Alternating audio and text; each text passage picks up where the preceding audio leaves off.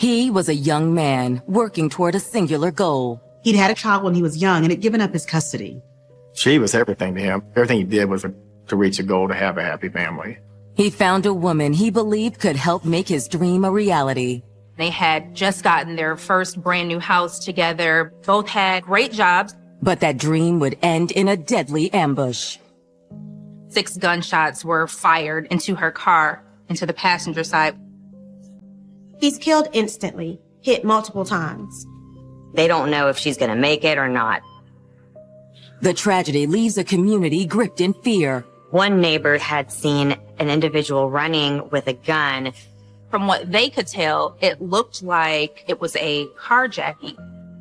Will the investigation reveal this is more than just a deadly carjacking? This entire story is about greed. It's about money. They sat around a table and planned his murder. It didn't necessarily go as well as they thought it would. Karma. They're going to get everybody one of these days. At 5:30 a.m. on April 23rd, 2005, most people in Kansas City, Kansas are still in bed. It was very early morning hours, still dark outside. But in one of the city's otherwise quiet suburbs, people are not only up, they're making frantic calls to the police. 911, where's emergency? Quite a few of the neighbors in the area say they heard what sounded like gunshots. People were frightened. They were obviously concerned about what was going on. The neighborhood was a fairly quiet residential neighborhood. No real note for crimes of violence or gang activity or drug activity or things like that. By the time first responders arrive minutes later, they find neighbors beginning to gather out in the street. People were coming outside. They wanted to see exactly what happened.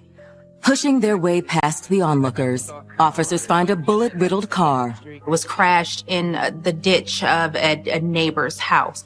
Police at the scene try to keep back the growing crowd.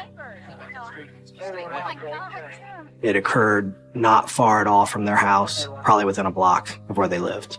Inside the car, first responders find a man and a woman, both covered in blood. Neither party was responsive. The man in the passenger seat had been shot multiple times. Got no pulse over here. This guy's deceased. It was clear to them right off the bat that he hadn't made it. Neighbors identify the victim as 29-year-old Jeremy Warrior, and the woman in the driver's seat is his wife, Alicia. While Alicia did survive her bullet wounds, it was very clear that she needed significant medical treatment. EMTs arrive and work to transport the driver to the hospital. But what happened to these 2 residents is still a mystery. The police don't know if this is a result of some random drive-by shooting. They don't know if it's a random burglary gone wrong. They just couldn't figure out why they were a part of such a violent crime. Easygoing and affable, Jeremy Warrior never had trouble winning people over. Jeremy was outgoing, had a lot of friends. Jeremy was just always a real nice guy, always smiling, easy to get along with. Just everybody liked him. He's just, you don't meet guys like him every day. And you'd like to think you could, but you don't. Very likable guy. Jeremy's high school sweetheart, Jessa Wilson, was cut from a similar cloth. They had known each other a long time, and they ended up falling in love as teenagers. That love was put to the test in 1996, when Jessa gave birth to the couple's daughter, Alice. Jeremy was real excited about being a father. And though he desperately wanted to make a family one day, it seemed Jessa wasn't the one. Well, I'm out of here. Wait, what? What I heard from Jeremy is that she was kind of jealous. Where are you going? I told you about this. It's my cousin's birthday party. Everybody's waiting for me. No, like hell you do. You need to be here with me and the baby. We just got the baby down. He was a guy's guy. He had a lot of friends. He liked to be out and about. And Jessa, on the other hand, she kind of wanted him all to herself. Jeremy! Jeremy ultimately broke things off with Jessa, and they both decided it would be best for their daughter to live with her paternal grandmother for a while. They didn't get along too well at the end, and that's why I think they decided to let the grandmother have custody of the daughter. They weren't able to provide and care for the child like they needed to. Still, Jeremy remained close to his daughter and knew that once he started bringing in a steady income, she could live with him full time. He knew what it was going to take to get there, one step at a time. Everything he did was to reach a goal to have a happy family. By 2001, Jeremy seemed to have his life back on track and hoped he would be reunited with his daughter in just a couple months. Around that same time, Jeremy met 24-year-old Alicia Southern. During that time, he was working at a factory that made heating and cooling equipment. She had a job there, and that's where the two of them met. She was working in the area where he was working. They struck up a conversation, hit it off. Their chemistry was undeniable. They built up a friendship and then gradually a flirtation. And it wasn't long before their passion ignited. When the couple made their relationship official, it was clear to Jeremy's friends and family that things were getting serious. He talked about her all the time. He thought the world of her. And while Jeremy was all in, Alicia was hesitant to allow herself to love again. There was some abuse in her past, so she had a lot that she struggled with. None of her past boyfriends were providers. They always ended up taking from her, leaving her broken. But to Alicia, Jeremy was different. If you needed anything, he would throw down what he was doing and come help you. He was very hardworking. When he did something, it was 100%. Damn good guy. Within a few months of meeting, Jeremy and Alicia moved in together. They seemed to be hitting it off pretty good because after that, about a year later, they got married. It was beautiful. Had over a church in Kansas City, Kansas, packed. I mean, he had a lot of friends. Jeremy was very excited when he got married, so. And I was excited for him. He asked me to be the best man at his wedding, and I was. After tying the knot, the newlyweds wasted no time building a life together. After they got married, he applied for a house, got approved, got his first house. That was one of his goals, to get a house. He got it under a first-time home buyer's plan. In addition to their new house, Jeremy and Alicia also embarked on new careers. She went to work for this insurance company. Jeremy was a truck driver at a cement company. They really loved him there. He was going to really go places with the company. Good morning. Good morning. Oh, babe, you're a lifesaver. With new jobs and a new home, Jeremy and Alicia quickly settled into a comfortable suburban existence. They liked to have company over and play cards, play dominoes, just family stuff. It was just the American dream. You meet someone, you fall in love, you move from an apartment to your very own first house, and things were looking up. However, there was still one thing missing. Oh, well, I'll be picking up Alice. Oh, great. Well, I'll make something special for dinner. He had been talking about wanting to have his daughter come live with them and start more of a traditional family setting with Alicia. But on April 23rd, 2005, Jeremy and Alicia's dream turns into a nightmare. They were the target of a shooting. When the first responders arrived, they determined that Jeremy was dead at the scene. Alicia was hurt pretty bad. They don't know if she's going to make it or not. After 3 years of marriage, it appeared that Jeremy and Alicia Warrior had found their happily ever after. They seemed to have it all. They both had 2 really good jobs. They had just gotten their new dream house. They looked like the perfect family. But on April 23rd, 2005, after neighbors report gunshots to 911, first responders find the couple's car crashed into a ditch barely a block from their home. Jeremy, he was dead in the passenger seat. Alicia was taken by ambulance to the hospital. Her injuries were very serious. It was very clear that she needed significant medical treatment or she wasn't going to make it. As day breaks, detectives arrive and begin their investigation by processing the crime scene. The vehicle was located basically in what I would call the median grassy area. It all appeared like the vehicle had been ambushed and the shots were fired, and that caused her to lose control of the vehicle, steering it into the ditch on the side of the road. Looking inside the car, detectives are immediately able to determine a few things about the crime. There weren't any shell casings inside the car or on the ground outside. Since there were no shell casings found, we believe we were dealing with a revolver. Detectives don't find any signs of a robbery either. It didn't appear that anybody had tried to take anything from the vehicle. In fact, Alicia's phone was right there in the armrest. It's not a robbery. It looked like it could have been an attempted carjacking. Maybe the killer was trying to get Alicia and Jeremy out of the car and something went wrong. Carjackings can happen anywhere, but it was somewhat unusual that somebody would drive up into that neighborhood at that time of the morning, hoping to carjack somebody. However, there is one thing about the car that puzzles detectives. Windows rolled down halfway. Like he knew the shooter? Maybe. The fact that the window on Jeremy's side was down and so far down was somewhat odd because it was an unseasonably cold morning that morning. There was no real damage to the outside of the vehicle. It would have appeared that the shooter was standing, if not with his arm in the vehicle, very close to the vehicle. Damage inside the car also suggests that the shots had all come through Jeremy's open window. So as investigators were on the scene trying to figure out what happened, they noticed that all 6 of these shots were fired into the passenger side. There was a gunshot through the passenger side window, which went through the right side of the driver's headrest and then came out on the back of the driver's side headrest. The investigators also found 2 bullets outside of the vehicle that had exited through the back door on the driver's side of the car.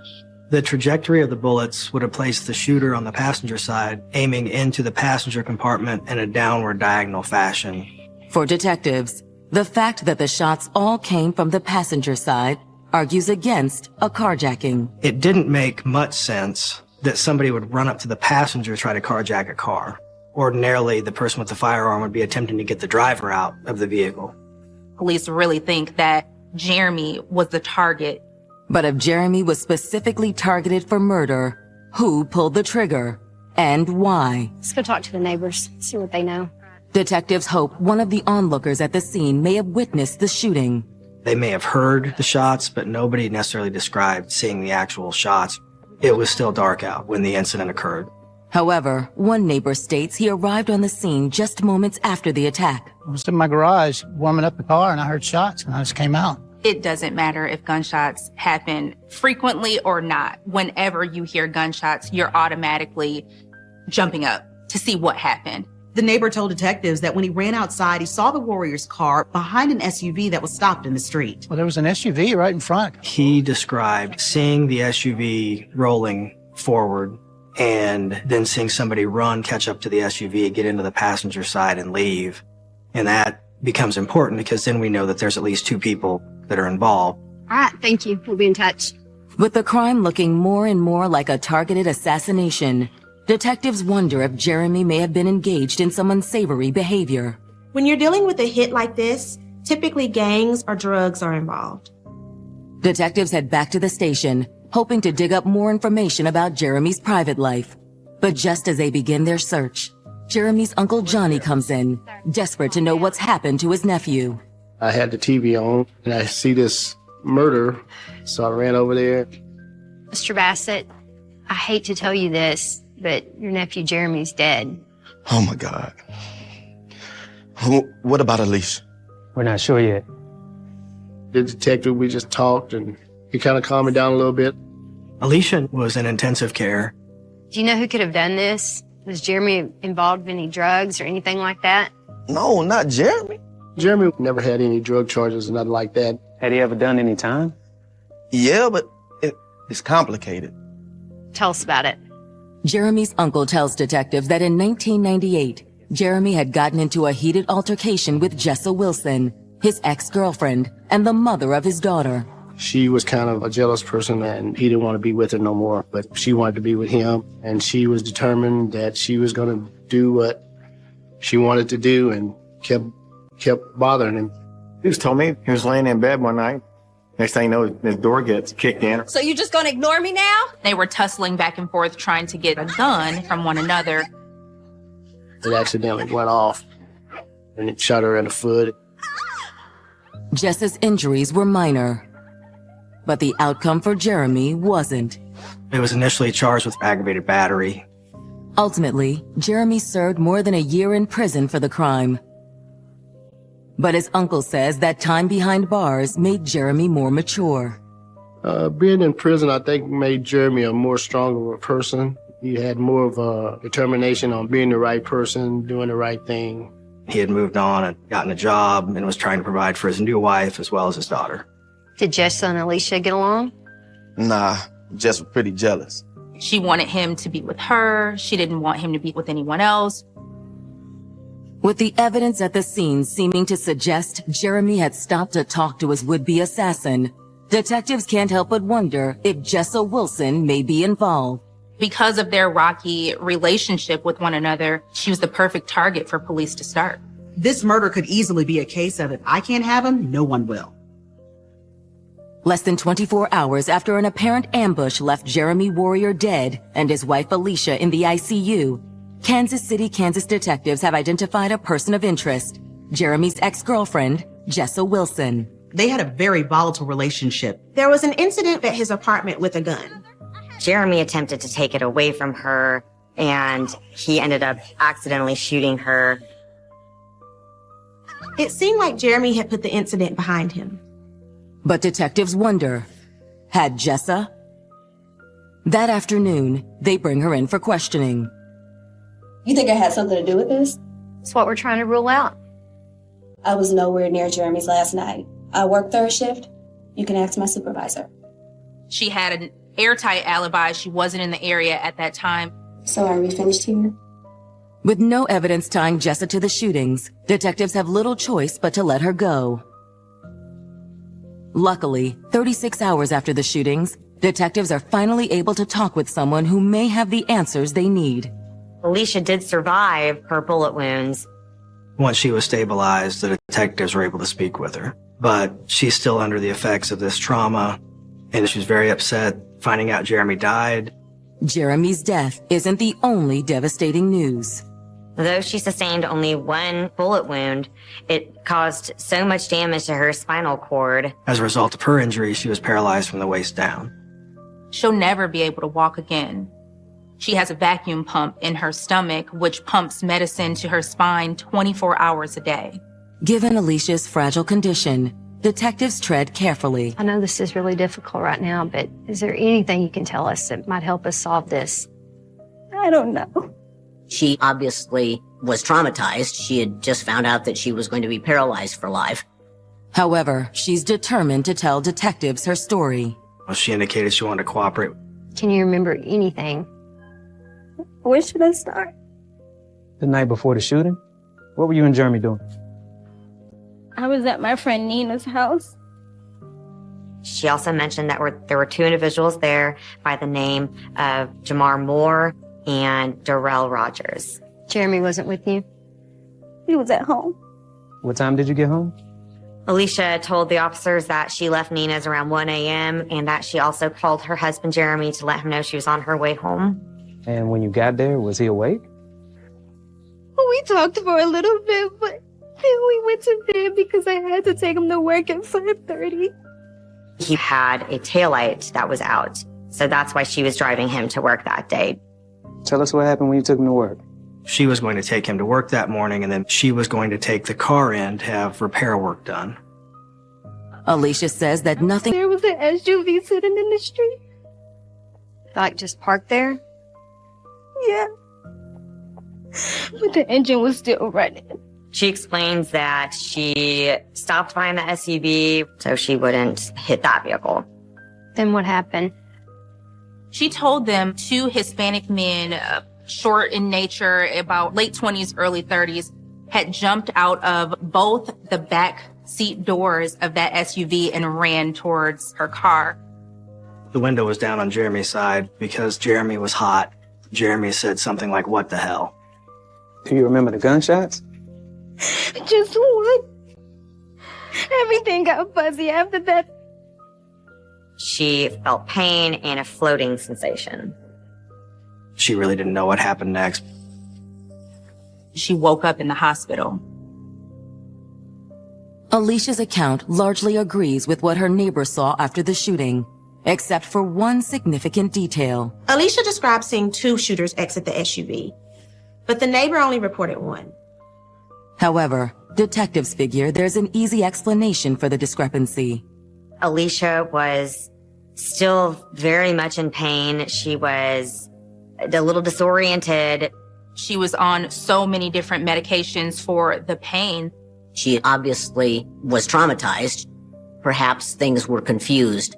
Is Jeremy involved in anything that could have led to this?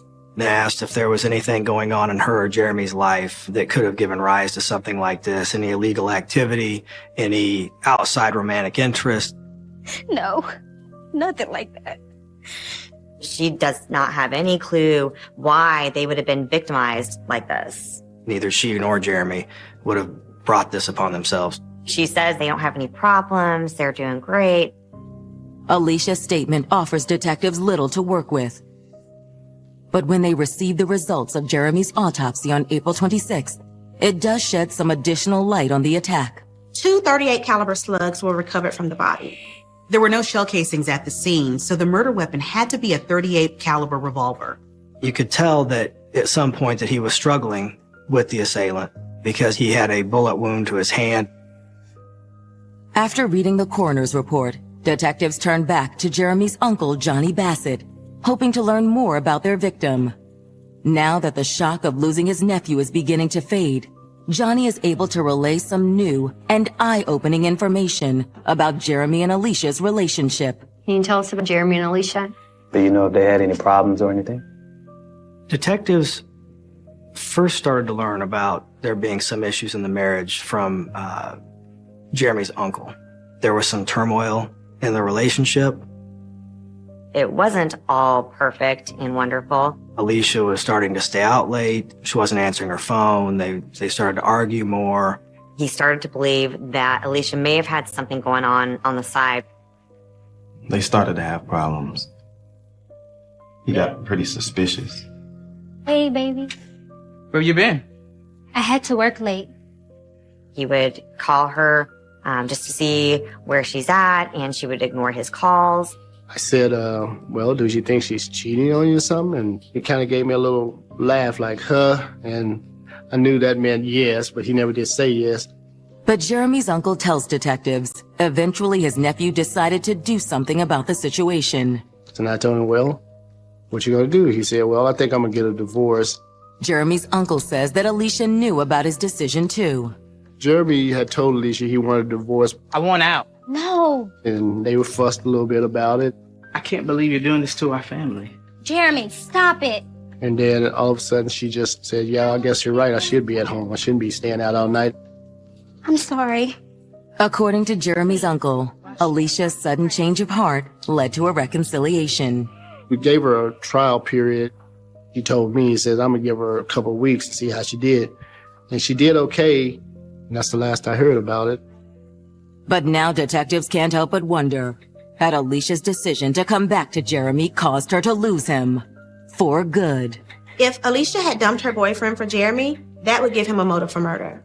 Jealousy can bring out the absolute worst in someone, make you do things you'd never think you'd do. Detectives investigating the shooting death of 29-year-old Jeremy Warrior have just learned his relationship with wife Alicia wasn't quite as happy as she'd led detectives to believe. I want a divorce. He was not, in fact, happy with their marriage.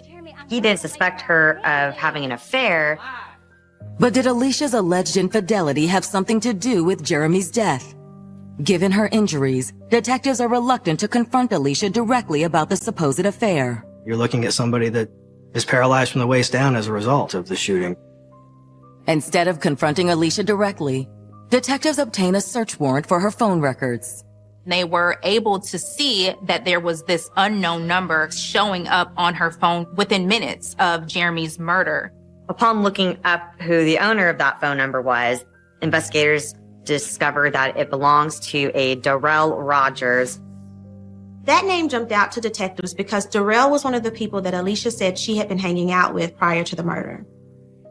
A quick records check reveals Darrell Rogers' past isn't exactly squeaky clean. He is somebody that's gotten into trouble before. Darrell was on federal probation over a gun charge.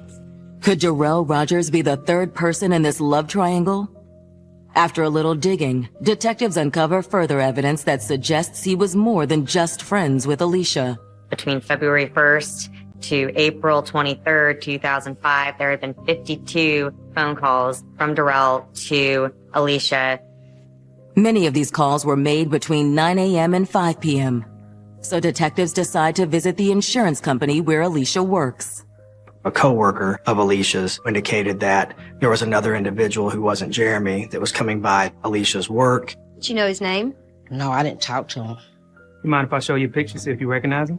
Okay. Is this the guy? That's the guy. That's Alicia's friend. He would either come to Alicia's work and get her car, or he would drop her off and take her car, and then he would have her car throughout the day, driving around, doing whatever that he was doing, and then he would come back and give her her car, and then she would go home. At this point, investigators are pretty sure that there was something going on with Darrell and Alicia. They felt fairly confident that they had just identified the prime suspect in Jeremy's murder. However, based on what Jeremy and Alicia's neighbors saw after the shooting, detectives aren't looking for a single suspect. There was two people. There's somebody driving the SUV and then somebody getting into the passenger side. It just so happened that in addition to Darrell, Alicia mentioned hanging out with a man named Jamar Moore on the night before Jeremy's murder. Detectives put out a bolo for both men and find Jamar Moore first. Jamar was a friend of Darrell's, had been a friend for a while. Jamar Moore was supposed to be Jarrell's, brother, or Jarrell's supposed to be like a mentor to him. He tells investigators that he's been friends with Darrell for 8 or 9 years, but did not meet Alicia until February of 2005. So you just knew her through Darrell? Yeah. Were they hooking up? Alicia and Darrell? Nah. He said that he did see them together a lot, but that he'd never seen them engage in any romantic interactions and thought they were just friends. Did Darrell ever seem jealous of Alicia's husband? No, not that I saw. Did he ever say anything about hurting Alicia or Mr. Warrior? Why you asking? Because we think Darrell killed him. No, Darrell didn't do it. Shiloh did. Jamar indicated that there was another person involved named Shiloh Campbell. Jamar said he knew this because Shiloh and Darrell and himself, they were all hanging out, and Shiloh had said that he actually committed the murder.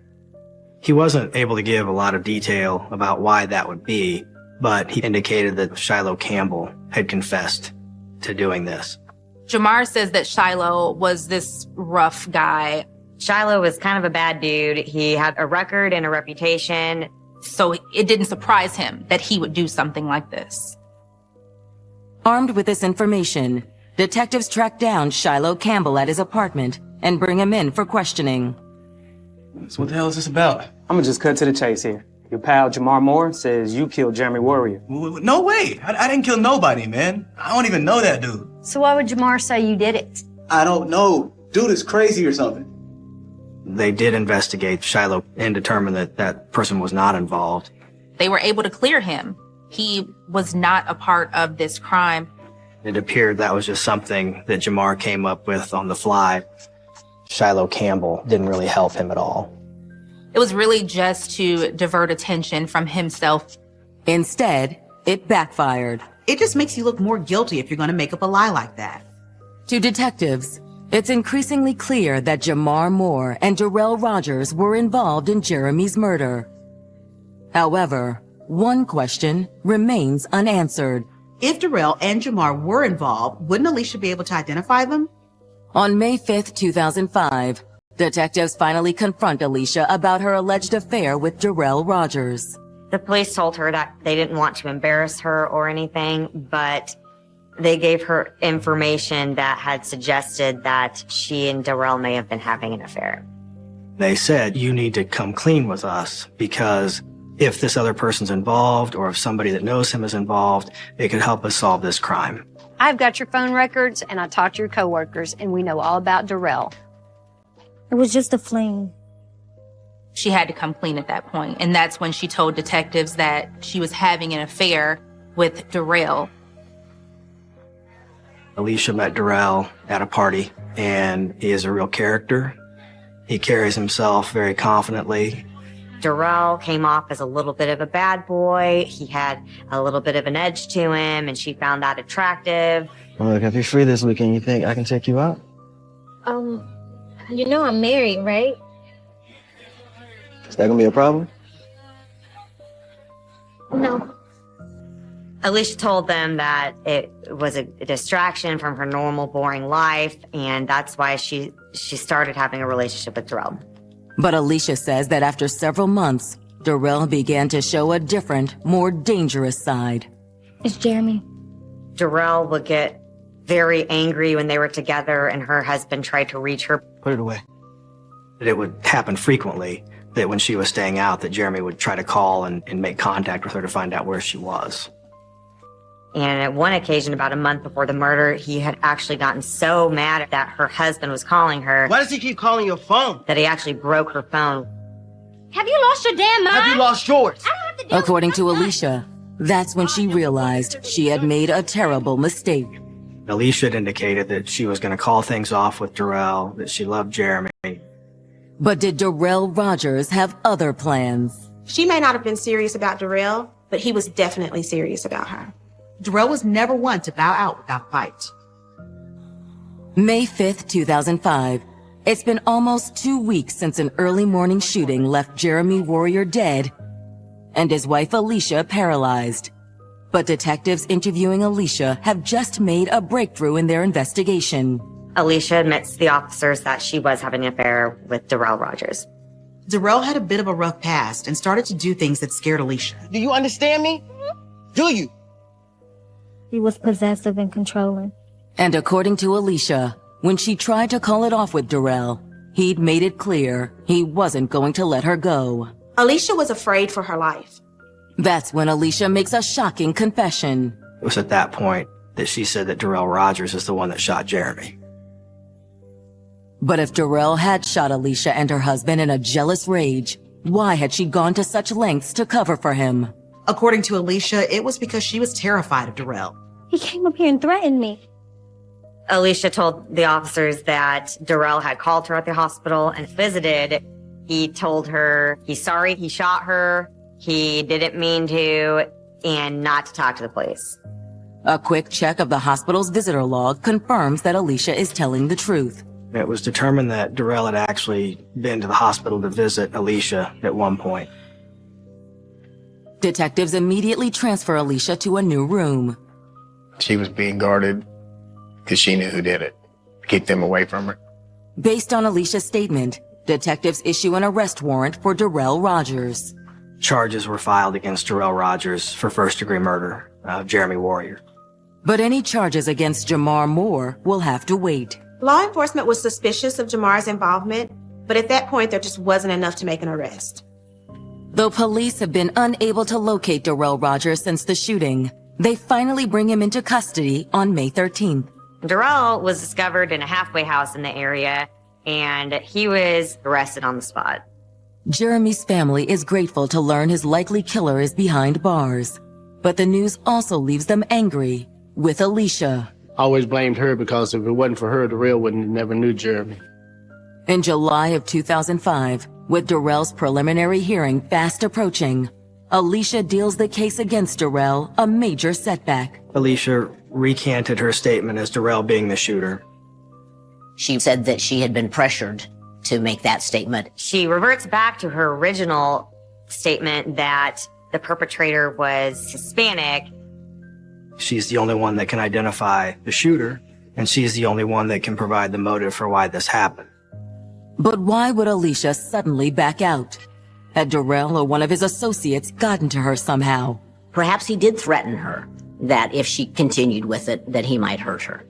Whatever her reasons, without Alicia's testimony, the prosecutor's case against Darrell Rogers collapses. They didn't have enough evidence to bring it against him. When she recanted, they no longer have any witnesses. They don't have any real evidence against him. We dismissed the case because it didn't make sense to try to force that case to trial at that point. Darrell is released, but as far as prosecutors are concerned, the case against him is still ongoing. It was pretty frustrating, but there is no statute of limitations on a murder in Kansas, so it warranted more investigation. As detectives dig deeper into the case, they make another shocking discovery. But not about Darrell.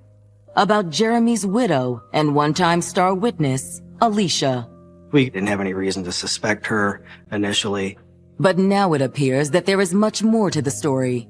It came to light that there was quite a bit of insurance money that Alicia stood to gain from Jeremy's death. She eventually ended up getting a payout of $275,000 from these policies. She received her payment, then she had her attorney call us and say that she could no longer testify. That's when the suspicions really ratcheted up a notch about Alicia. For the next several months, detectives keep tabs on Alicia. During that time, their suspicion of her only deepens. She was still in contact with Darrell. They were living together. They were spending all this money together, that she had bought him vehicles. For police and prosecutors, the implications are clear. At that point, you have to start looking at her like she has some more involvement than what she's led everyone to believe. But as damning as it all looks, is it enough to convince a jury that Darrell and Alicia were involved in Jeremy's murder? The shooting had left her paralyzed, so she appeared to be just as much a victim as Jeremy was. There wasn't really anything there tying Alicia to the actual murder. They knew Alicia and Darrell's relationship was suspicious. They also suspected Jamar Moore may somehow be involved since he'd lied to police about another man shooting Jeremy. The problem was they didn't have any actual evidence proving any of them were responsible. With all three of the alleged conspirators refusing to cooperate, the investigation remains stalled. But Jeremy's family continues to push for justice. And I do credit Jeremy's family, because they would come in every once in a while and ask, what are the updates, what's going on? They were being relentless. They weren't going to let them shut the case down. I wanted Jarrell bad, the one who shot him, but I wanted her worse than that because she's the one that did this. Prosecutors are just as convinced. The case obviously had been solved. It was just a matter of getting together enough evidence to prove it to a jury. 3 years pass, and no new evidence comes to light. Prosecutors now face a tough choice. You look at what you have and decide whether or not it's worth going forward. The detective and I were like, well, we think we've got a case. Let us go to the grand jury. They had a feeling that once indictments started flying, that one of the conspirators would flip and turn on the others in hopes of cutting a deal. In late April 2008, prosecutors cleared the first hurdle. The grand jury returned indictments on Darrell and Alicia and Jamar for first-degree murder and conspiracy to commit first-degree murder. But it's what Darrell, Alicia, and Jamar do next that will determine if the prosecutor's gamble pays off. After the three were arrested, they knew that they were facing some pretty big charges. The prosecution needed them to turn on each other. They weren't going to get justice until one of them cracked. In May of 2008, paraplegic widow Alicia Warrior sits in jail, charged with the 2005 murder of her husband, Jeremy. We finally got an arrest. I was just so excited they got her. Alicia's lover, Darrell Rogers, and their suspected accomplice, Jamar Moore, have also been charged with the murder. Police and prosecutors were hoping that one of them would flip and implicate the others. However, Alicia and Darrell refused to play ball. Detectives did approach Alicia about giving a statement. Basically, she just said she didn't have anything to say, and that was the end of that. He had already been charged 3 years before, and the charges were dismissed. So he really thought that he was going to beat this.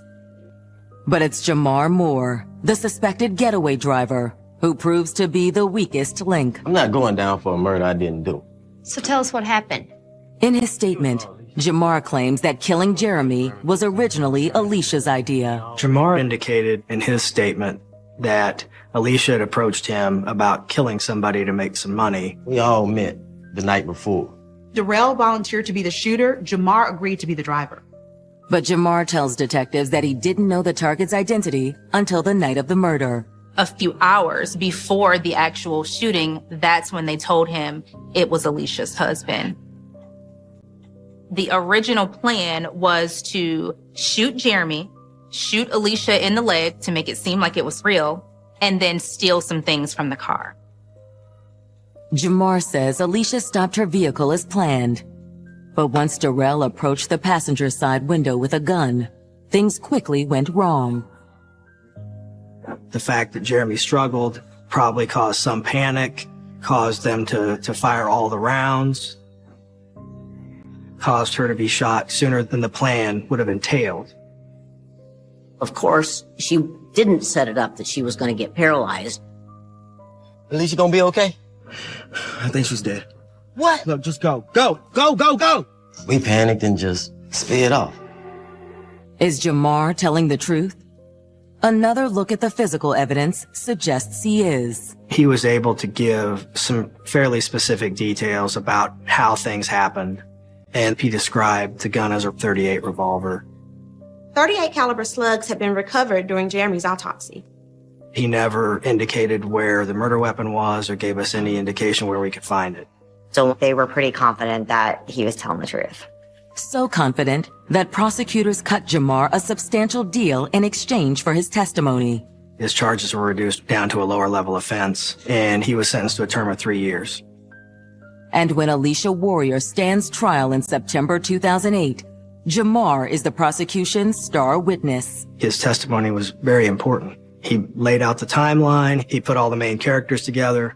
Alicia's attorneys counter with a compelling witness of their own, one who just might win sympathy from the jury. When Alicia testified, she presented herself as a victim. Why would she set herself up to be shot? Which is pretty powerful when you're looking at somebody that is paralyzed from the waist down as a result. On cross-examination, prosecutors tread lightly. These jurors, they're only sitting here for 4 or 5 days, and I wanted to be sure that I wasn't coming off as overly aggressive. Instead, the prosecution counters Alicia's powerful testimony by playing back tapes of her previous, shifting statements about the shooting. First, she said it was 2 shooters. Then she went to say it was 1 and that it was Darrell. Then she went back to insisting that it was 2 shooters. It was pretty obvious she was trying to hide something. But will it be enough to convince the jury? Alicia was found guilty of all charges. I had confidence they was going to get her, and they did. And they came back with it. I was just so happy. Alicia sits stone-faced as the verdict is read, but breaks down completely when the judge sets the terms of her punishment. Alicia is sentenced to life in prison without the possibility of parole until 50 years. They gave her the time, and that's when she was still crying, and I didn't do it, and they didn't do it. Darrell Rogers sees the writing on the wall and pleads guilty to murder in exchange for a 20-year sentence. After seeing what Alicia got, he wasn't willing to roll the dice at trial. And though the case is closed, there are still lingering questions that will never be answered. It's still hard to wrap my head around the idea that somebody would agree to be shot. She expected she'd have a little wound and she'd have a lot of money. It was karma. She had what was coming to her. But even justice can't fill the hole left behind by Jeremy Warrior's passing. It's sad he's gone there alive, but I also think that he's in a lot better place. I think today he would like to be remembered as a good father. I think about Jeremy and what he did and how he was, and just kind of cheers me up a little bit. I do feel his spirit, yeah. And I just feel that every day. She was a loving single mom, yearning to build a life with someone. All she wanted was to have somebody to love her back the way she was loving them. But this good girl had a thing for bad boys. When it came to her choice of men, we could never see eye to eye. If she seen a dark side of you, she wanted to change it. Could that desire to help have gotten her in over her head? Her face was bloody. She had ligature marks around her neck. The brutal crime leaves a close-knit family desperate to pick up the pieces. My whole world shut down. It just was chaos, chaos, chaos. It's a big puzzle. And even if detectives can bring the killer to justice, closure will be hard to find. You just have questions that are never answered. Why would you take somebody's life? It's just before noon on Thursday, March 23rd, 2000, when Tawana Ricks heads over to her sister Teresa Williams' apartment in downtown Wilmington, Delaware. A day didn't go by that we didn't talk on the phone, or I wasn't at her house, or she wasn't at my house. But as soon as Tawana arrives at the front door, she knows something is wrong. Where's your mother? Where's your mommy? First thing I seen was the kids outside playing. Teresa's 2 oldest kids were in school, but the youngest were only 2 and 4 years old, so they were typically at home with her. They was rolling around the street with no socks on, no shoes on. We're gonna get mommy. My sister would never leave her kids outside. Never. She knew that that wasn't normal, but she also had the presence of mind to say, I can't show panic in front of them. Unsure of what they may find inside, Tawana leaves her niece and nephew with a neighbor before attempting to enter Teresa's apartment. Can you take the kid? Oh, absolutely. I think something's going on. Sister, thank you. With the door locked and her sister not answering, Tawana starts to panic. Teresa! I tried to kick her door down and try to bang. Open the door, Teresa. It's Tawana. Minutes later, Tawana's Uncle Nathan arrives on the scene. Tawana, what are you doing? Just so happens that Thursday morning, Tawana and Teresa's uncle was coming to make a furniture delivery. Uncle Nate, she's not coming to the door. She's not coming to the door. I think something's wrong. Okay, calm down. I'm pretty sure everything's okay. We seen the maintenance guy. And when I asked him to open the door, he told me he couldn't. I'm not allowed to do that unless I have police authorization. Sir, you gotta open the door. My sister's in here. We don't know what's going on. At Tawana's urging, the maintenance man unlocks the apartment door.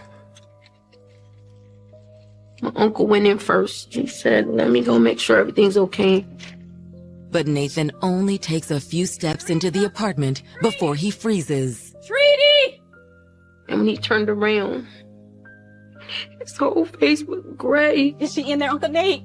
Uncle Nate, is she in there? No, you don't want to see that. You don't Teresa! want to go in. Don't want to go in there. 28-year-old Teresa Treaty Williams may have been a single mother, but she was never entirely on her own. Growing up here in Wilmington was like a village. It was a tight-knit community that in many ways revolved around Teresa's parents. We helped our friends. We were there. People needed places to live. They came to live with us. They need something to eat. They most likely was going to eat at our house. Both her parents were pastors. These were very religious people. Her mom ran the church. Her dad pastored the church. I grew them up under the word of God. I showed them nice morals, how to be a good people. Hi, sweetie. Oh, my goodness. It was a way of life that Teresa took to heart. I made some food. Did you make something this time? No. She had a heart for people. She was a lovely person. Okay. She really was. What did you cook, sir? Get your hands out of there. But it wasn't just her heart of gold that made Teresa stand out. She was very attractive to the boys. She wasn't flirty. She just knew that she had her own little look. So that attracted boys to her. One of the young men attracted to Teresa was Curtis Brown. I can take it. How are you? I'm good. How are you? I tuck this in before my mom sees. Treaty never had a love before him. That was her first love. But the couple was a bit of a mismatch. My dad knows everything about the streets. And he was about fast money. Fast money. He said, I always want to get the fast money. I don't think that he was a horrible guy. I think that he probably met Treaty in the phase where he wanted to be the player, you know.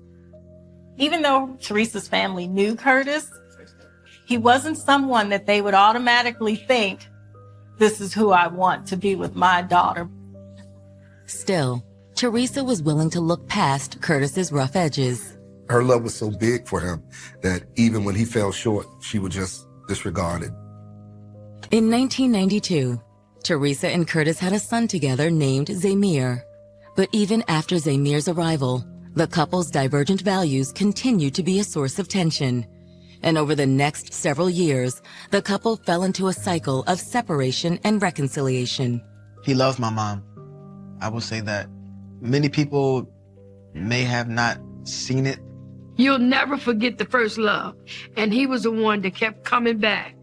She accepted Curtis back each and every time because she loved him, and she still held out hope that they would one day be a family. During the times Curtis was out of the picture, Teresa made sure not to put her dating life entirely on hold. Teresa didn't let her feelings for Curtis hold her back, so she continued to date. As with Curtis, Teresa continued to be drawn to bad boys. Treaty, Jesus, she had the wholest boys I've ever seen in my life. And I said, Treaty, where do you find these boys at? She thought they continued to love them.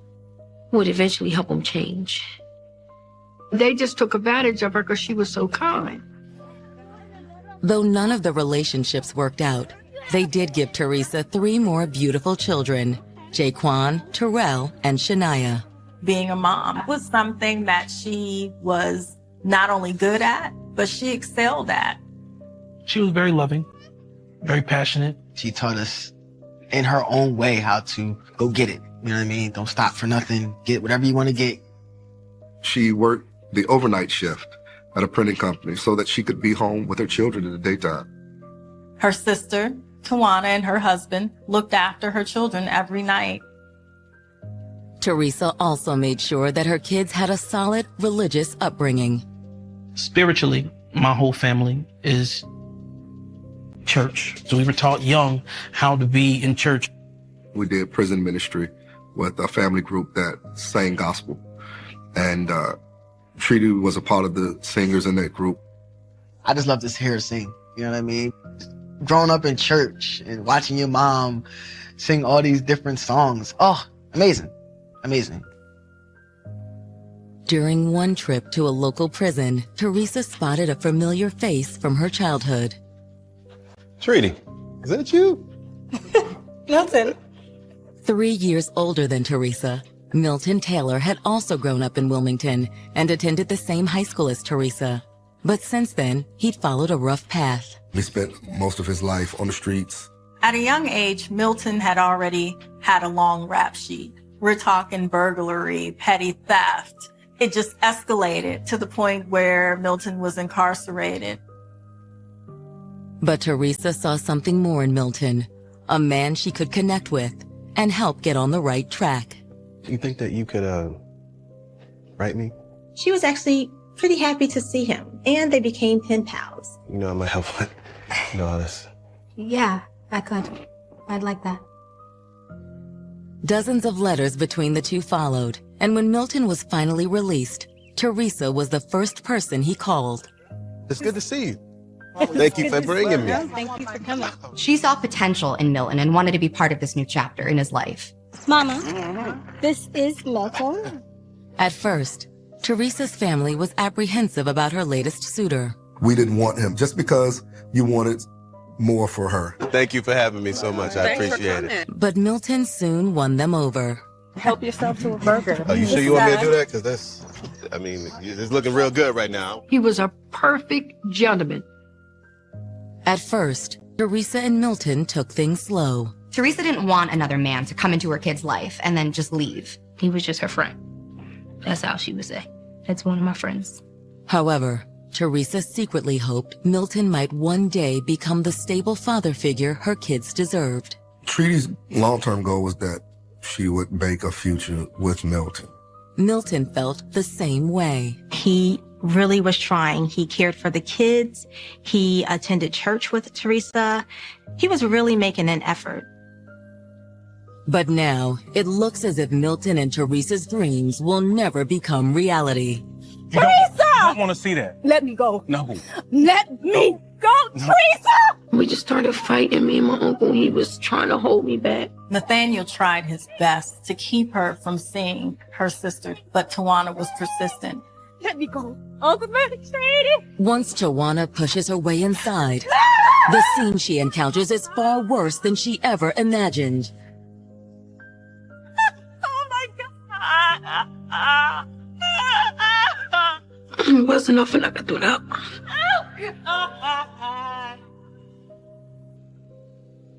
28-year-old single mom Teresa Williams had children she adored, a family who supported her, and seemed to be well on her way to finding true happiness. She was just started to settle in a groove where, you know, this is going to be my life. I'm going to manage it and start to grow.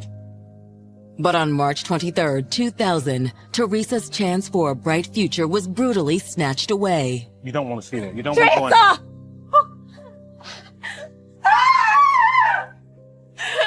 Oh, God.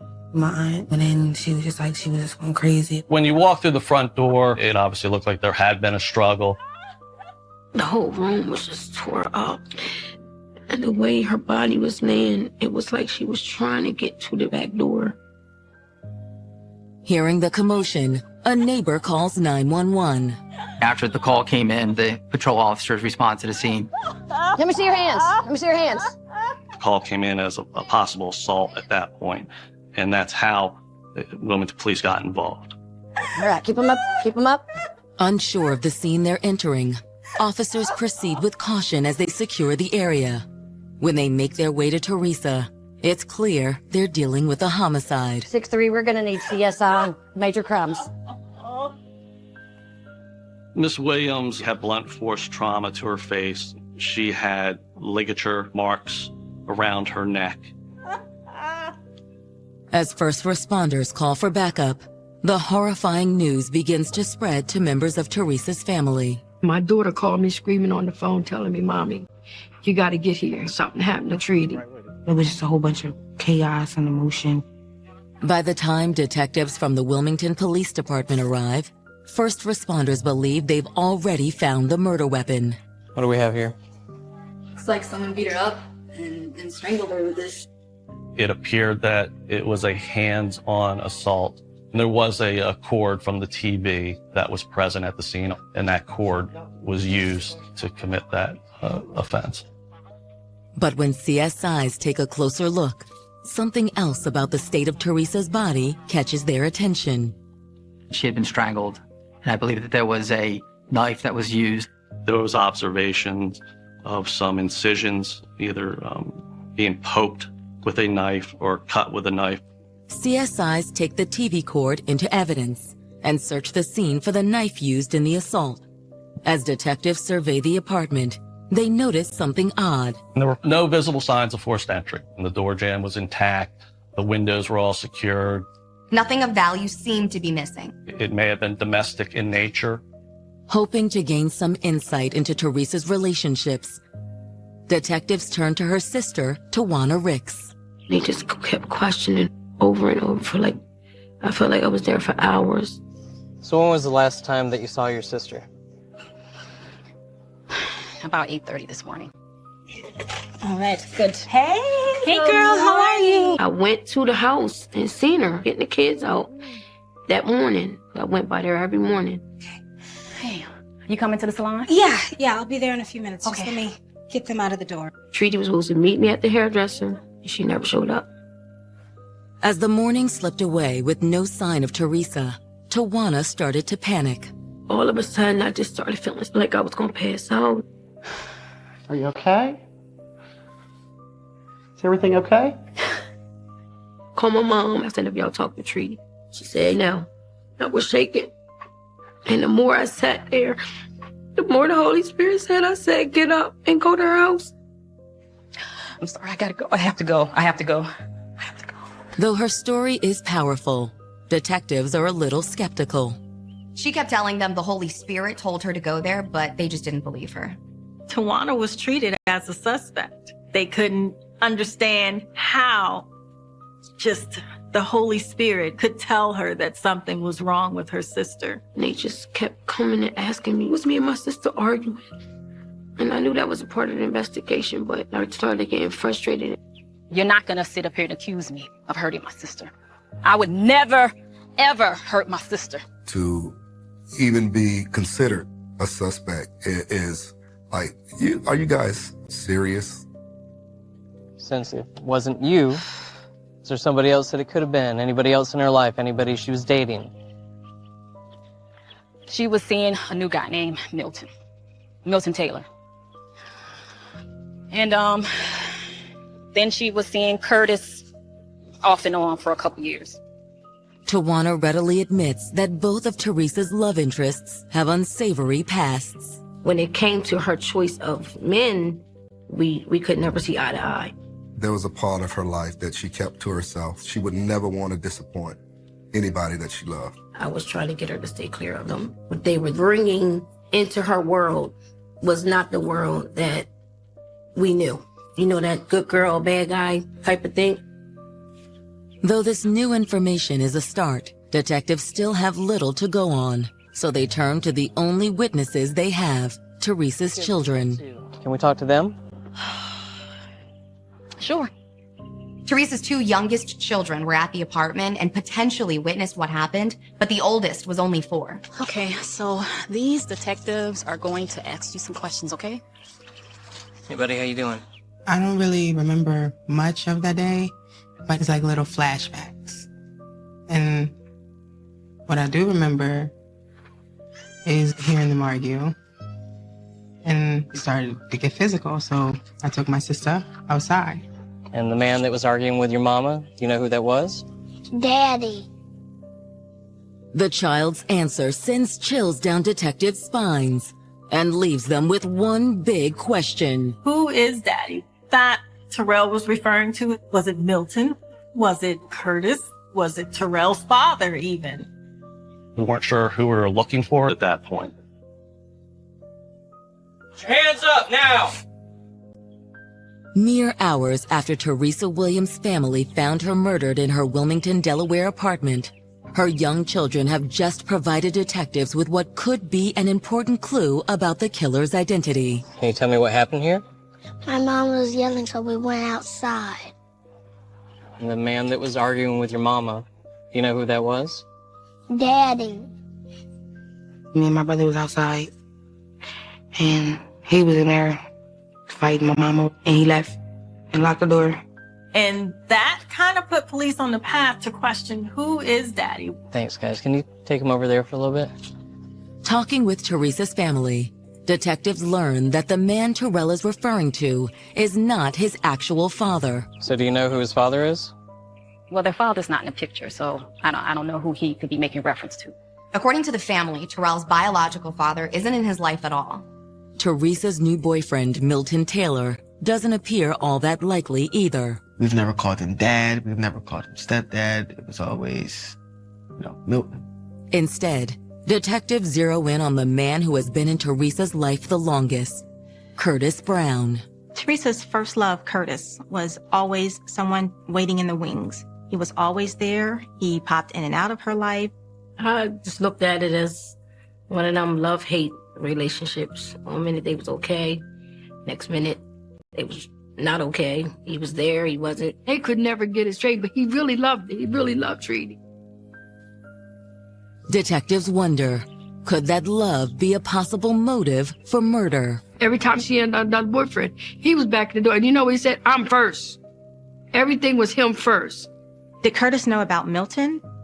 Teresa's his girl. Been his girl since they were kids. Could this have been the problem? Did Curtis's anger get the best of him? And if he couldn't have Teresa, no one would. After speaking with Teresa's family, detectives put out a bolo for both men. If a young lady is violently murdered, and you're going to start there if you don't have any other leads. Detectives locate Curtis Brown first. We wanted to interview him as soon as possible and have an opportunity to make a statement. So you know why you're here? Man, can't you see that I'm grieving? Trina was the mother of my son. I loved her. Undeterred, detectives press Curtis about his relationship with Teresa. When he didn't like the other girls that he was with, he would be back with Treaty. Trina always did our own thing. She had her life, I had mine. So you didn't mind us seeing other guys? What are you trying to say? Detectives tried to get Curtis to admit that he was jealous of Milton. Maybe you got angry. Maybe you just got a little carried away. No, man. I never hurt her. Detectives have their doubts. He remained a constant figure in her life, coming in and out. Why don't you find yourself somebody and let this girl alone? He loved her, but he wouldn't do her right. Was this a case of jealousy? Still, Curtis claims he'd never do anything to harm Teresa and says he was with his girlfriend at the time of the murder. All right, Curtis. We'll be in touch. Wait, that's it? For now. Mom, let's go. After wrapping up their interview with Curtis, detectives are able to confirm his alibi. Curtis actually had an airtight alibi. They were able to eliminate Curtis as a suspect. Next, they circle back to Teresa's apartment complex. The investigation obviously starts almost immediately with knocking on doors. speaking to her neighbors. You want to track down everyone you can, talk to as many people as you can, and hopefully develop a suspect. While most of the neighbors are familiar with Curtis, none of them recall seeing him in the apartment complex recently. However, one of them does provide detectives with new information about Teresa's current boyfriend, Milton. She said that the night before the homicide, or about the night before, Mr. Taylor had a confrontation with another woman. Milton, I told you, you need to choose. I can't believe this. You over here with this girl? There were rumors he had other girlfriends. Don't play. Don't play. You know what I'm talking about. This other woon did have an argument with Mr. Taylor and essentially gave him an ultimatum. Her or me. And that's it. Don't touch me. Her or me. Get it together. Get it together. The argument immediately raises red flags for detectives. Was she the side chick or was she the main chick? She may have had to make her stake as well. Is she the reason why Teresa's gone? Detectives can't be sure until they properly identify this mystery woman. Wilmington is a small place, so somebody definitely knew her. Back at the station, detectives reach out to Teresa's immediate family, hoping to obtain a name. I didn't know her, but we were always aware that there was somebody else. Luckily for detectives, one of Teresa's cousins thinks she knows who the woman might be. There was a rumor going around that Milton was hooking up with a woman named Rayshawn Harris. Rayshawn could have been the one that had given the ultimatum, and she quite possibly could have taken it into her own hands and killed Teresa herself. Rayshawn Harris? But before investigators can track down Rayshawn for questioning, the medical examiner's office submits the results of Teresa's autopsy. The cause of death was strangulation. She also had blunt force trauma to the head and multiple stab wounds in the upper torso. It appears to be very personal in nature, very violent in nature. We all wanted to have the thought that happened quickly. She didn't suffer, but the autopsy results showed that there was actually a struggle. There was violence. But that's not all. She was about 15, 16 weeks pregnant at the time of her murder. Now, on top of everything, here's not just one life, but 2 lives that you've taken away from us. I think that was a double whammy in one day. Detectives can't help but wonder, could Teresa's pregnancy have sparked Rayshawn to do the unthinkable? And just how far could she have gone to have Teresa out of the picture for good? They had to consider that Rayshawn was the one that murdered Teresa. Less than 24 hours after the murder of Teresa Williams, detectives in Wilmington, Delaware have just discovered new information about her final moments. It was discovered during the autopsy procedure that she was pregnant at the time of her death, about 12 to 15 weeks. The news is a devastating blow to Teresa's family. It was bad enough that we had lost Treaty, but then another seed that we could have carried her legacy on was gone also. However, that isn't the only clue the autopsy reveals. It was discovered that Teresa had been intimate just before her murder. There was semen recovered and preserved, and that was sent out for DNA testing. But would a DNA match necessarily make someone the killer? If it was Milton who had been with Teresa and Rayshawn found out about it, she might have killed Teresa in a jealous rage. So that got the police to thinking, was Rayshawn the killer of not only Teresa, but did she kill Milton? With Milton Taylor still in the wind, the morning after the murder, detectives are able to locate Rayshawn Harris at her home and bring her in for questioning. Rayshawn admitted that she knew about Teresa. She even admitted that she gave him an ultimatum that it was either her or Teresa. She didn't deny any of it. However, Rayshawn is adamant she had nothing to do with the murder. So, any chance that you wanted her dead? No man is worth that. So where were you yesterday morning? I was at home. Rayshawn lives in Newcastle, which is just minutes away from Wilmington. And after that? I was with Milton. She told the investigators that he did call her, that he was in the area, and she went and picked him up and brought him back home. So where's Milton now? I don't know. I'm not his keeper. Detectives let Rayshawn go for the moment, but they're nowhere near crossing her off their suspect list. After speaking with Rayshawn, detectives follow up on her statement. They pulled Rayshawn's phone records, which did reveal an incoming call at around noon, which was made from a payphone that wasn't far from her Newcastle apartment. Meanwhile, officers searching for Milton come up with something interesting at an area motel involving Rayshawn. The day of the homicide, she had rented a motel room near Wilmington.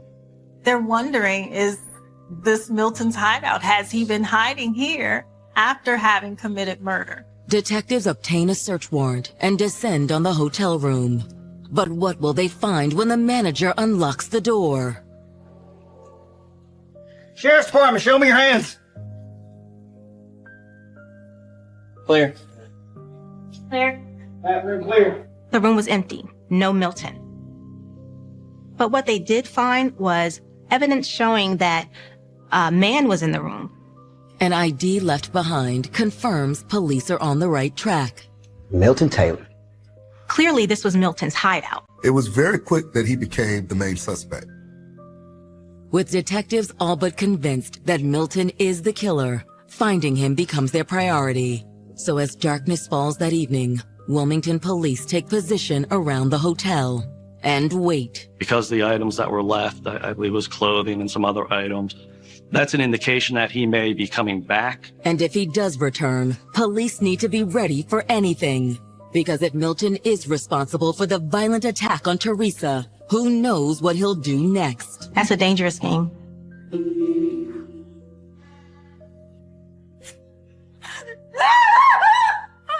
Less than 48 hours after the brutal murder of Teresa Williams, Wilmington, Delaware detectives have identified a prime suspect. Milton Taylor, the suspect in this homicide. Police just uncovered a love triangle between Milton, Teresa, and a woman known as Rayshawn. This other woman did have an argument with Mr. Taylor and essentially gave him an ultimatum to choose between her and Miss Williams. Sheriff's Department, show me your hands. Suspicions about Milton had only deepened once detectives discovered a hotel room his girlfriend Rayshawn Harris had failed to disclose she'd rented for him on the day of the murder. Detectives found out about this hotel room, and when they executed the search warrant, they found some of his clothes, they found some ID, but he was not there. The police sat on that hotel room and conducted surveillance on the chance that he might come back so that they could apprehend him. While the surveillance team waits, detectives dig deeper into Milton's lengthy rap sheet. Mr. Taylor had a criminal history. At the time of the offense, he was on probation. Milton Taylor was wanted at the time in Superior Court for probation violation. Detectives knew, like many of Teresa's boyfriends, Milton had a criminal past, but it was the severity of his crimes that alarmed them. He even had an attempted murder charge on him. In addition to pulling Milton's records, detectives also contact Teresa's family and inform them of the latest developments in the case. They gave me a call and said, we don't know the story, but we're looking for him. And so that kind of gave us a sense of relief that, okay, this is not a whodunit. This is a where is he? But while the family was relieved to know that the police had identified a suspect, the news that he was still at large wasn't exactly comforting. We found out that he had checked into the Travel Lodge, which is literally a block from my residence. So my wife she wouldn't return to the house. I can't go home until they find him. I said, I can't go home because that man hates me. And if he did that to Treaty, he'll come and do something to me. Now, mind you, he had been to my house before. We shared dinner, so she just felt that Milton was going to come to get her. She had anxiety attacks. She just feared that she was next. Now more than ever, detectives believe they have their man. But even if investigators can locate Milton, will they be able to make the murder charge against him stick? At this point, all the evidence that pointed to Milton was purely circumstantial. In hopes of confirming that Milton was Teresa's killer, detectives turn back to their only witness, her 4-year-old son, Terrell. You guys have a seat? All right. Betty?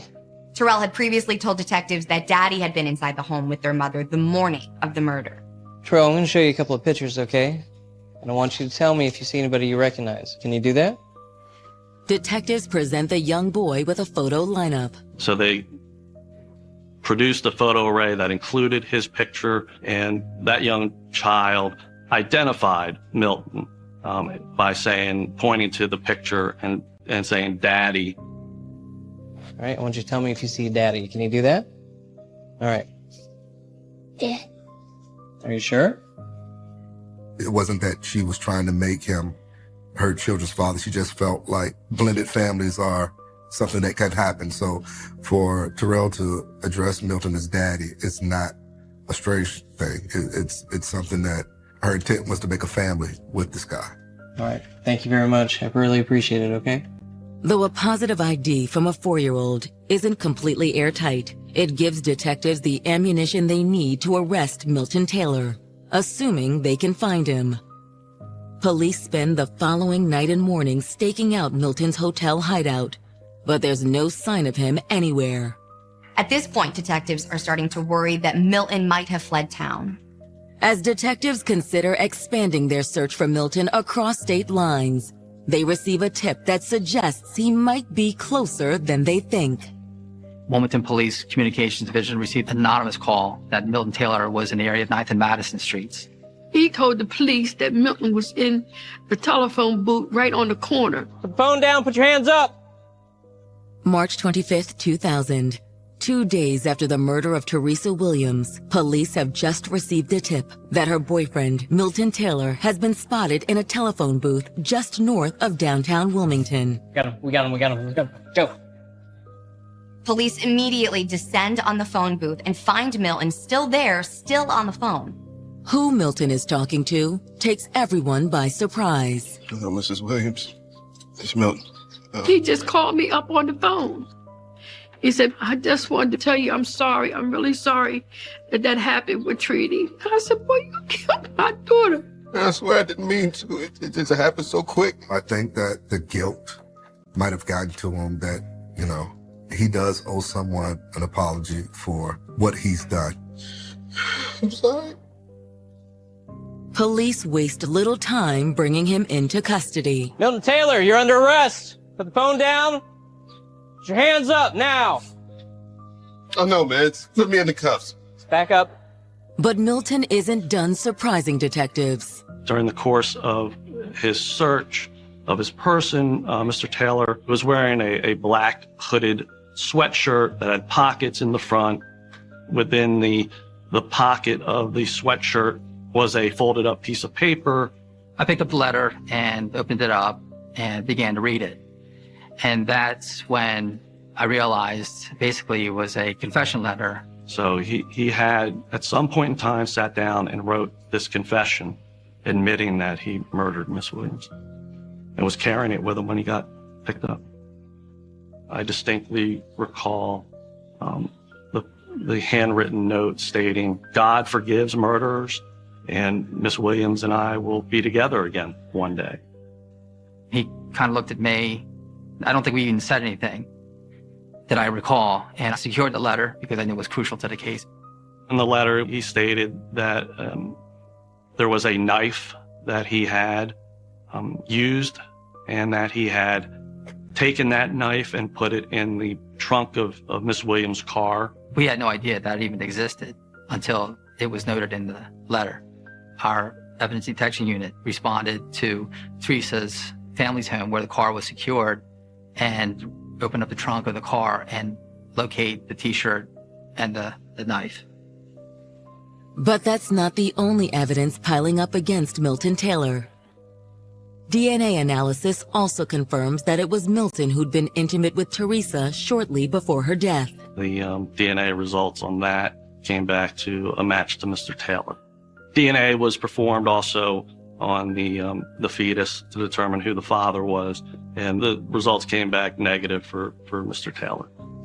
Which leaves the detectives wondering, maybe Rayshawn's ultimatum to Milton wasn't the motive for the murder after all. Did Teresa let Milton know that, yes, she's pregnant, but the baby's not his? Could this have been a trigger especially for a man who's still intimate with a woman, knowing that she's pregnant and it's not your child. But that is one piece of the puzzle Milton refuses to provide. Mr. Taylor was brought up to our interview rooms, and he refused to make a statement. Whatever the motive, prosecutors have no doubt that Milton is Teresa's killer. Milton was charged with first-degree murder.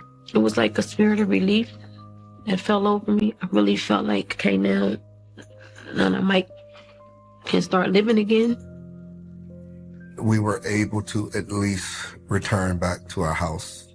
It meant that we could move forward with preparing to celebrate Treaty's life. Teresa's memorial service proves just how much she and her family were loved by the entire community. Over 3,000 people were there. There were so many people they couldn't even get them in the church. I remember it was like packed. Like it was people standing outside. When we walked in, well, carried in.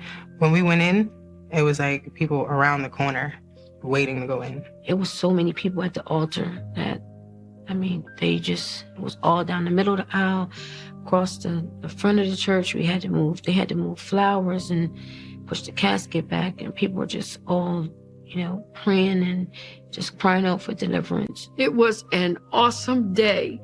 And I just went, well, Treaty could see him from heaven. I don't think Treaty knew how much she really was loved. She lived a life of helping people and sharing with people and doing for people. Even in death, Teresa continued to give back because rather than dwell on their suffering, her family used the occasion to reach out to other victims of domestic violence. I started ministering to the people that has been abused like that. And I called an altar call, and I said, you ladies that have been beat on and hurt and bruised and scorned like this, y'all come up here. And y'all that need to be prayed for, come and pray. In March of 2001, Milton Taylor stands trial for Teresa's murder. In the morning, we would get together as a family and pray. Although if the jury did find Milton guilty, he faced a possible death sentence. Her being pregnant was an aggravator for a potential prosecution as a death penalty case. When the trial begins, prosecutors know they have a strong case against Milton, even if they don't know exactly what happened in the moments leading up to Teresa's death. Where the hell you think you're going? The only thing we could think of was they may have had a fight. Stop! I gotta change. Why are you Change for what? Where you going? Where are you going? I gotta go. Things escalated. So go play outside. Could have been about the fact that Miss Williams was pregnant. We don't know. But there was obviously a trigger that resulted in Mr. Taylor acting violently. Despite their uncertainty about what set Milton off, prosecutors argue that he is clearly guilty of first-degree murder. Where are the kids? I sent them outside. Grown folks talk. You sent them outside? Yes, what's your Those point? are my kids! No, they're not!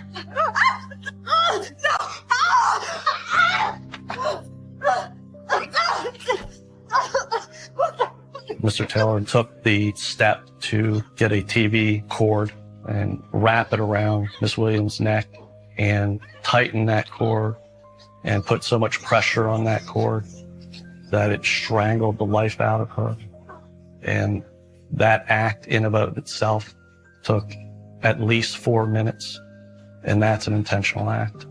To support their argument, prosecutors have Detective James Diana read Milton's confession letter aloud to the jury. I knew how important this was to the case and to the family and to the prosecution. Having to read that letter into record was something I'll never forget because it was just silence.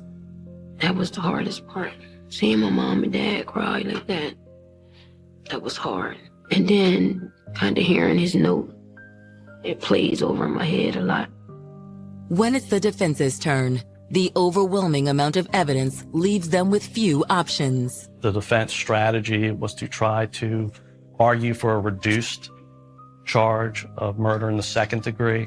The defense was supposed to be that he was on drugs and he had something happened to him when he was younger. However, the defense's pleas aren't enough to sway the jury's decision. And on March 31st, 2001, They deliver their verdict. He was convicted of first-degree murder, and Mr. Taylor was sentenced to death. It was like a relief. We all just, like, you could hear a sigh in the courtroom. But on August 2nd, 2016, the Delaware Supreme Court declares the state's death penalty unconstitutional. As a result, Milton's death penalty was commuted to life in prison. For Teresa's sister, the decision is a bitter disappointment. Made me angry, and I just don't feel like he deserves any mercy because he didn't give her any. But the passage of time has allowed Teresa's family to make peace with what's happened. My heart forgives because God is in charge of it, and God will do, he'll do the judging. You took my mom from me. Yes, I'm mad at you, but